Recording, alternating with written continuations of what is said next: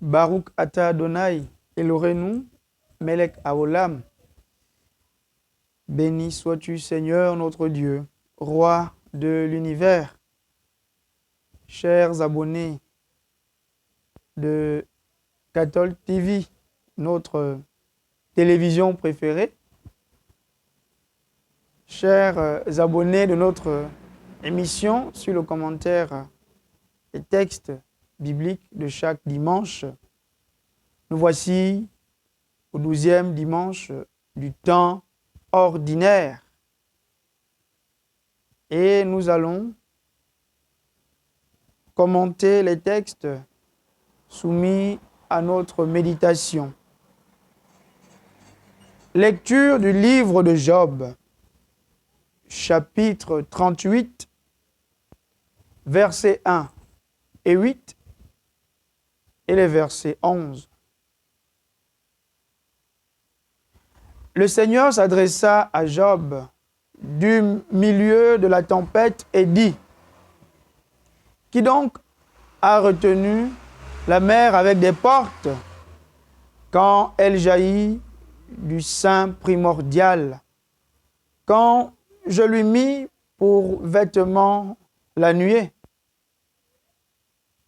En guise de l'ange, le nuage sombre, quand je lui imposais ma limite, et quand je disposais verrous et portes, et je dis: tu viendras jusqu'ici, tu n'iras pas plus loin. Ici s'arrêtera l'orgueil de tes flots.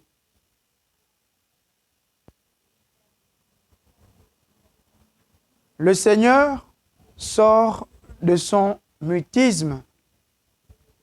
Le Seigneur qui, jusqu'à présent,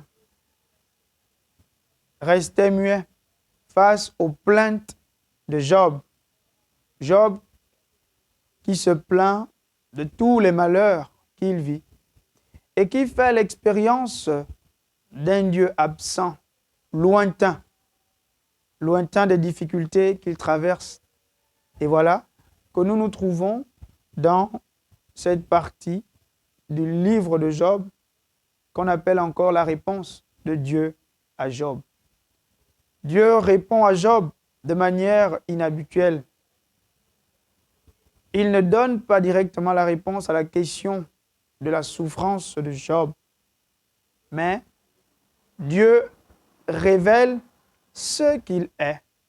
Il révèle sa puissance. Il parle du milieu de la tempête. La tempête, appelée encore Sahara en hébreu, qui renvoie au vent agitant, au vent contraire, au vent très fort, au vent violent, qui secoue lorsque le ciel gronde la terre, lorsque du ciel vient le tonnerre.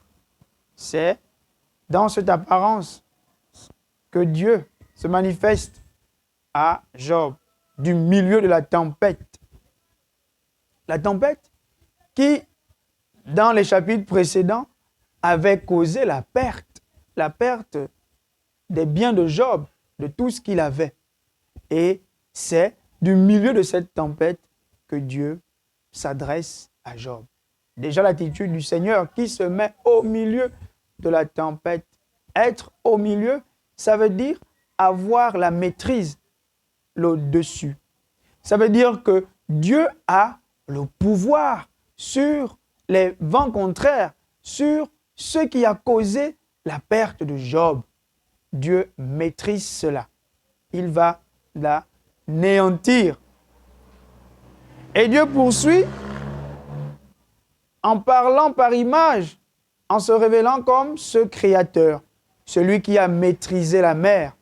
Dans la Bible, la mer, à cause de sa force, à cause de sa violence, à cause de sa dimension effroyable, la mer est considérée comme étant l'ennemi de Dieu.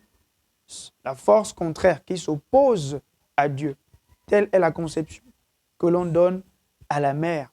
Et quand Dieu dit qu'il maîtrise la mer, ça veut donc dire que Dieu a le pouvoir sur les forces ennemies, sur ce qui cause la perte. Job, c'est lui qui l'a maîtrisé. Et donc, il révèle déjà ici qu'il va accomplir pour Job la victoire sur la peine, sur les difficultés qu'il a rencontrées jusqu'à présent. Ce Dieu qui a maîtrisé la mer est ce Dieu qui va permettre à Job de gagner, de vaincre les forces du mal. Il n'est pas celui qui a abandonné Job. Ce Dieu qui, dans le livre de la Genèse, Genèse chapitre 1, versets 9 à 10, a séparé la mer de la terre. Il a fait jaillir la terre en séparant la mer de la terre pour que les animaux et les êtres humains puissent vivre sur la terre. Il a séparé la mer pour faire jaillir la terre, pour que les animaux puissent vivre. C'est ce même Dieu qui va séparer la mer, qui va séparer les souffrances de Job, qui va anéantir les souffrances de Job pour lui redonner la vie, la victoire, la vie qu'il avait avant, pour lui redonner le bonheur qu'il avait connu déjà auparavant dans son attitude d'abandon total à Dieu. On comprend que ce passage de Job nous rejoint à nous dans les difficultés que nous rencontrons, lorsque nous nous posons la question de savoir où est ce Dieu dont on prétend dire qu'il nous aime. On se pose la question de savoir où il est. On le juge. Mais qui sommes-nous pour juger Dieu qui a établi les lois de la nature? Où étions-nous quand il avait créé le monde? Nous n'étions pas là. On le juge alors que nous ne maîtrisons pas les lois de la nature et le dessein de Dieu de chacun. Apprenons à nous abandonner tout simplement à la providence quand nous traversons les moments difficiles et évitons de juger trop de manière hâtive le Seigneur, car au-delà de l'épreuve et de la souffrance se trouve le salut.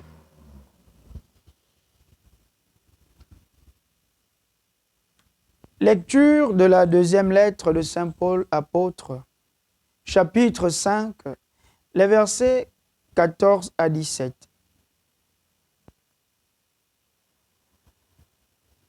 Frères, l'amour du Christ nous saisit quand nous pensons qu'un seul est mort pour tous et qu'ainsi tous ont passé par la mort. Car le Christ est mort pour tous, afin que les vivants n'aient plus leur vie centrée sur eux-mêmes, mais sur lui qui est mort et ressuscité pour eux. Désormais, nous ne regardons plus personne d'une manière simplement humaine. Si nous avons connu le Christ de cette manière, maintenant, nous ne le connaissons plus ainsi. Si donc quelqu'un est dans le Christ, il est une créature nouvelle. Le monde ancien s'en est allé. Un monde nouveau est déjà né. Nous sommes dans la deuxième lettre de Saint Paul apôtre aux Corinthiens. Saint Paul, ici, parle dans une forme de méditation, en révélant que son appartenance au Christ, notre appartenance aussi au Christ, fait de nous des créatures nouvelles. Des créatures nouvelles, une nouvelle création. Kaine ktisis, une nouvelle création. Une création qui ne ressemble pas à l'ancienne création, c'est-à-dire un monde nouveau, inédit, un monde totalement changé. Et si Saint Paul parle ainsi, c'est parce qu'il se souvient du regard que les gens posaient sur le sacrifice du Christ, Jésus sur la croix, qui était regardé comme un vulgaire bandit par certains, comme un maudit de Dieu, comme dirait le Deutéronome, chapitre 21, maudit soit celui qui pend au bois du gibet. Donc, celui qui pend au bois est objet de malédiction. Mais le chrétien n'a pas le regard posé sur Jésus comme quelqu'un d'ordinaire qui penserait que c'est un bandit ou un brigand. Mais le regard que le chrétien pose sur Jésus, c'est celui qui a donné sa vie pour tous. Et saint Paul est conscient qu'avant sa conversion, sur le chemin de Damas, Actes chapitre 9, avant cette conversion, saint Paul aussi regardait le Christ comme un vulgaire bandit, comme quelqu'un qui était un agitateur et qui avait des adeptes qu'il fallait anéantir parce qu'il voulait détruire la religion juive. Mais saint Paul, après sa conversion, est devenu une créature nouvelle. Il ne jette plus ce regard sur le Christ, le regard de celui qui le considère comme un vulgaire bandit, mais le regard de celui qui est venu apporter le salut pour tous. Tel est le regard que saint Paul jette sur Jésus. Et de plus, saint Paul s'adresse ici aux Corinthiens. Et on connaît bien cette expression, vivre à la corinthienne. C'est une ville où se déploient beaucoup de mauvaises conduites. Une ville où on enregistre des problèmes de mœurs liés aux incestes, liés à l'homosexualité, liés à beaucoup de mauvaises choses. Alors, si saint Paul parle ici, c'est pour dire aux membres de cette communauté que puisque vous appartenez déjà au Christ, vous vous êtes engagés à suivre Jésus-Christ, votre vie doit être transformée. Vous ne pouvez plus avoir la même vie. Comme moi qui ai fait cette rencontre extraordinaire qui m'a bouleversé et qui a transformé toute ma vie. Nous qui avons choisi de servir le Seigneur, il faudrait qu'en nous regardant, on sente que nous sommes des créations nouvelles. Nous qui avons choisi de nous mettre à la suite du Christ chrétien. Il faut qu'en nous regardant, on sente que ce n'est plus la même chose qui vit en nous. C'est le Christ qui a pris possession de notre être. Or, il est très souvent dommage de voir que c'est souvent nous, les chrétiens, qui pratiquons des mauvaises choses. Il est souvent dommage de voir que c'est les chrétiens qui tuent leurs frères. Il est dommage de voir que ce sont les chrétiens qui font souffrir leurs propres frères chrétiens, qui font souffrir les autres dans la société. Ce sont les chrétiens qui pillent pour s'enrichir. Il est souvent dommage de voir cela. Alors, on se pose la question de savoir, sommes-nous des créations nouvelles? À ce moment donné, nous ne reflétons plus notre statut de création nouvelle. Car si nous appartenons au Christ, le monde ancien s'en est allé, un monde nouveau est déjà né. Voilà le message de saint Paul ce dimanche. Et on se souvient que le pape Paul VI, dans Evangelii Nunciandi, nous rappelait que le monde de notre temps a plus besoin de témoins que de maîtres. Mais si il y a des maîtres, mais c'est parce qu'ils sont d'abord des témoins. Soyons des témoins. Vivons ce que nous annonçons au lieu d'annoncer sans le vivre. On prêche plus par l'exemple que par de simples paroles. Évangile de Jésus-Christ selon saint Marc, Marc chapitre 4, versets 35 à 41. Toute la journée, Jésus avait parlé à la foule. Le soir venu, Jésus dit à ses disciples, « Passons sur l'autre rive. » Quittant la foule, ils amenèrent Jésus comme il était dans la barque, et d'autres barques l'accompagnaient. Survient une violente tempête. Les vagues se jetaient sur la barque si bien que déjà elle se remplissait. Lui dormait sur le coussin à l'arrière. Les disciples le réveillent et lui disent, « Maître, nous sommes perdus, cela ne te fait rien ?» Réveillé, il menaça le vent et dit à la mer, « Silence, tais-toi !»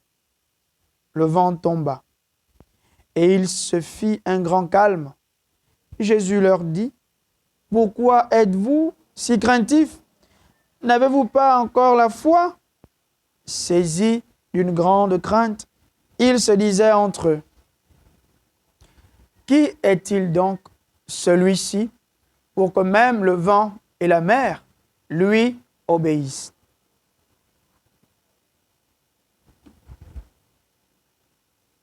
Jésus a parlé en parabole, comme on a vu le dimanche dernier.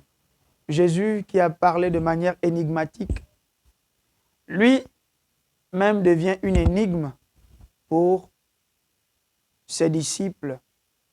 Il passe de la parole énigmatique à l'énigme même lui-même, car on ne comprend pas qui est Jésus en réalité. On a pu le voir à la fin de ce texte à travers cette question.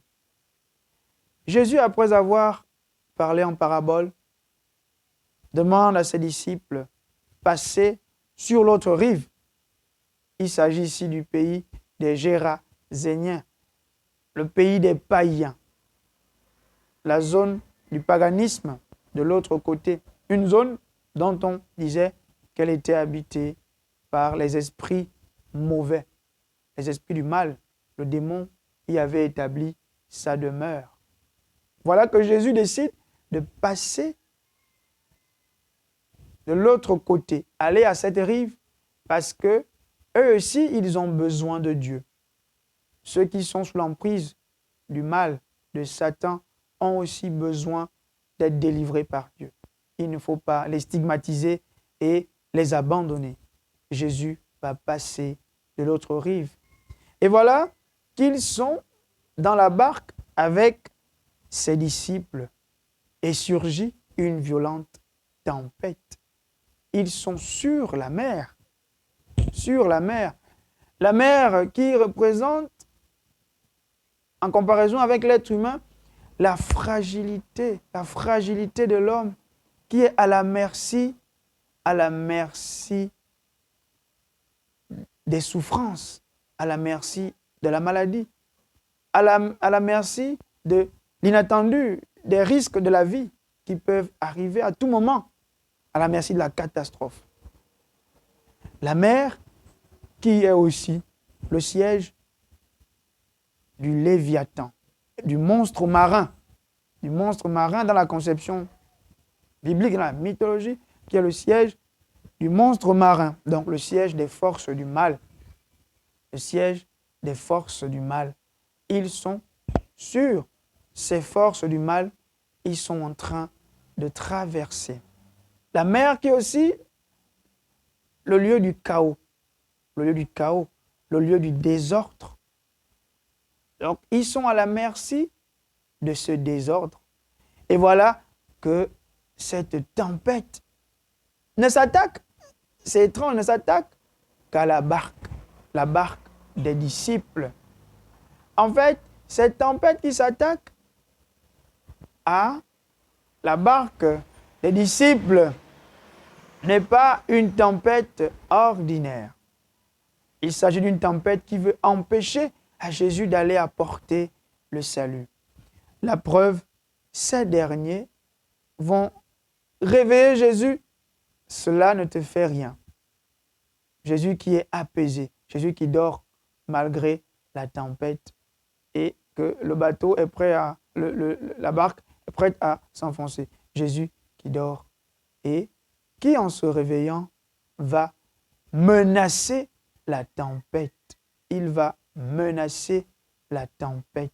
Et le texte grec est très parlant. Epitimesen. Epitimesen. Le même verbe qui est employé par Marc dans le chapitre 1, verset 25, quand Jésus, plutôt, s'adresse à l'homme qui a l'esprit impur dans la synagogue de Capharnaüm, il va le rabrouer. C'est le même verbe qui est employé, epitimesen. Il va rabrouer le démon en lui disant, silence, tais-toi. C'est le même verbe qui est employé ici, epitimesen. En fait, Jésus a exorcisé cet homme dans la synagogue de Capharnaüm. C'est la même chose qu'il opère ici. Il exorcise la tempête. Il exorcise la tempête parce que la tempête ici symbolise les forces du mal, les forces adverses qui veulent empêcher Jésus d'accomplir sa mission, qui veulent empêcher Jésus de porter le salut à tout le monde. Jésus exorcise donc la tempête pour que les forces du mal ne puissent pas avoir le dessus sur son œuvre missionnaire et sur sa personne. Voilà ce que Jésus accomplit, montrant ainsi qu'il a la puissance, il a le pouvoir sur les puissances du mal. Et on comprend que toute puissance devient impuissante devant la toute-puissance de Dieu. Devant la toute-puissance du Fils de Dieu, toute puissance est impuissante. L'œuvre missionnaire de Jésus nous fait donc penser à ces hommes et ces femmes qui ont quitté leur pays, qui ont quitté leur maison pour porter la bonne nouvelle aux confins de la terre et qui ont été parfois victimes de la malaria, du palu, des moustiques, des serpents, de toute forme d'adversité, mais qui n'ont pas baissé les bras, qui ont porté la bonne nouvelle jusqu'au bout. Mais cela aussi nous interpelle. La barque, c'est aussi nous, notre Église, c'est aussi nos vies. Nos vies sont soumises souvent à des situations de souffrance et de difficultés. Mais dans ces moments de trouble, où tout est turbulent, les tribulations, dans ce moment de tribulation, il faut garder la confiance en Jésus-Christ parce qu'il apaise. Parce que quand on a Jésus, malgré les troubles, nous sortirons de là vainqueurs. Notre société, notre monde est habité par des forces ennemies qui veulent anéantir l'œuvre de Dieu, qui veulent anéantir son Église, qui veulent anéantir les chrétiens. Mais ayons confiance en celui qui a vaincu le monde. Benedicat vos omnipotens Deus, Pater et Filius et Spiritus Sanctus. Que Dieu Tout-Puissant nous bénisse, nous tous, et qu'il vous garde. Lei Traot. À bientôt.